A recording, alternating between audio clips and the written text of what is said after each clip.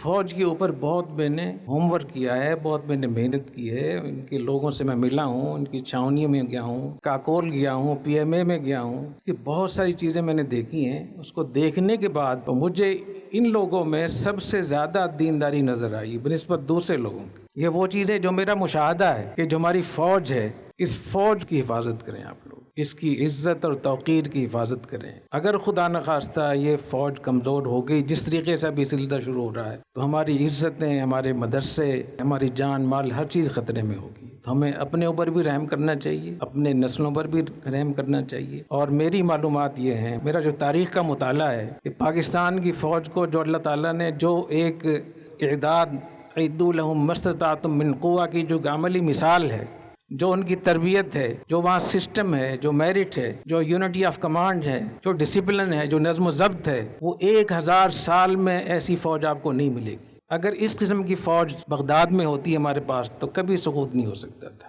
اندلس میں ہوتی تو کبھی سقوط نہیں ہو سکتا تھا۔ ابھی آپ دیکھیں کہ کتنے ملکوں میں شورشیں ہوئی ہیں، کوئی ملک رہ نہیں گیا۔ پاکستان میں کتنی بڑی شورش ہوئی، لیکن پاکستان کی فوج کے منظم ہونے کی وجہ سے یہ پاکستان بھی بچا ہوا ہے۔ تو اس لیے میں یہ سمجھتا ہوں کہ اتنی بڑی طاقت اللہ نے عطا فرمائی ہے، ان کے اس تنظیم کی وجہ سے، اس نظم و ضبط کی وجہ سے اللہ نے ہمیں ایٹمی قوت سے بھی نوازا، حالانکہ ہم اس کے بالکل اہل نہیں تھے۔ اور فوج کی جو تیاری ہے وہ اتنی اچھی ہے کہ دنیا کی واحد فوج ہے جو خود کفیل ہے۔ میں کہہ سکتا ہوں کہ 70-75% خود کفیل ہے۔ وہ خود طیارے یہاں بنتے ہیں، ہوائی جہاز یہاں بنتے ہیں، میزائل یہاں بنتے ہیں، ٹینک اور بختر بند گاڑیاں یہاں بنتی ہیں، تمام اسلحہ جو ان کے استعمال کا ہے وہ یہاں بنتا ہے، اور اس کو مکمل طور پہ خود کفیل کیا انہوں نے۔ اور جو لوگ یہاں سے گئے تھے، انگریز یہاں سے گئے تھے، انگریزوں کی فوجیں کہاں کھڑی ہیں اور پاکستان کی فوج کہاں ہے؟ اور جتنا میں نے ان کا جو ماہنامہ نکلتا ہے اور جو ان کا نصاب ہے، جو وہاں تقریریں ہوتی ہیں، جو روزانہ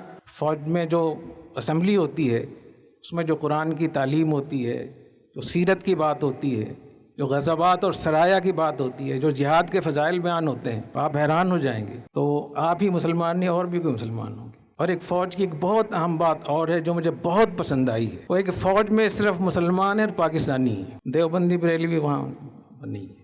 اور خدا کے لیے جو علماء کرام فوج میں جا رہے ہیں وہ بھی اپنے آپ کو صرف مسلمان اور پاکستانی کہیں، فوج کو کسی بھی صورت میں تقسیم نہ کریں۔ جو شخص فوج کو تقسیم کرتا ہے، فوج کے اندر تفرقہ ڈالتا ہے، وہ اسلام کا اور پاکستان کا سب سے بڑا دشمن ہے، چاہے کوئی عالم ہو، چاہے کوئی فوجی ہو، چاہے کوئی غیر فوجی ہو۔ میں اس نتیجے پر پہنچا ہوں کہ جس ڈسپلن کا سمع و طاعہ کا قرآن حدیث میں ذکر ہے، وہ اگر ہماری حکومتوں میں آ جاتا، وہ سمع و طاعہ، وہ ڈسپلن، نظم و ضبط اور وہ میرٹ، تو آج ہمارا سر اونچا ہوتا۔ یہ پاکستان کی واحد فوج ہے جن کے ہاں نظم و ضبط ہے، جب وہاں آرڈر چلتا ہے، وہاں حکم چلتا ہے، لوگ بات مانتے ہیں، وہاں ریٹ ہے فوج کی۔ تو اللہ تعالی ہماری فوج کو صحیح سلامت رکھے۔ اور جو لوگ سرحدوں پہ ہیں، جو مختلف جگہوں پہ پہرے دے رہے ہیں ہمارے فوجی، میں ان کو یہ بشارت سنانا چاہتا ہوں کہ نبی کریم صلی اللہ علیہ وسلم نے ارشاد فرمایا، من رابط وراء المسلمین حارسا کان له اجر من خلفہ، کہ جو جس جگہ کا پہرا دیتا ہے تو اس میں جتنے بھی لوگ نیک کام کرتے ہیں ان سب کا ثواب ان کو ملتا ہے۔ جو پاکستان کے فوجی محاذوں پر ہیں، سیاچن میں ہیں، مختلف جگہوں میں سرحدوں پہ کام کر رہے ہیں، چھاونیوں میں مختلف ٹریننگ کر رہے ہیں، اور وہ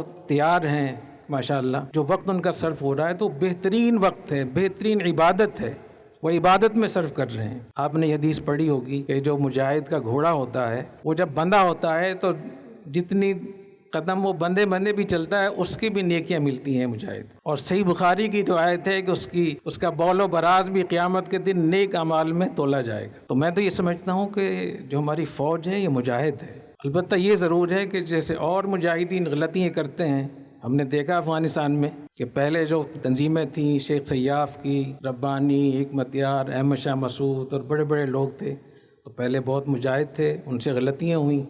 تو اگر فوج کوئی غلطی کرتی ہے، کسی پہ ظلم کرتی ہے، تو اس کی حمایت نہیں میں کر رہا، لیکن ادارے کے طور پر میں سمجھتا ہوں کہ اس کی حمایت کرنی چاہیے۔ اور فوج کے خلاف بولنا، اپنی مجلسوں میں مجلس آرائی کرنا اور فوج کے خلاف بولنے کو اپنی ہیرو بننا، اس کے لیے اپنی کامیابی سمجھنا، یہ اپنے پیروں میں کلہاڑی مارنے کے مترادف ہے۔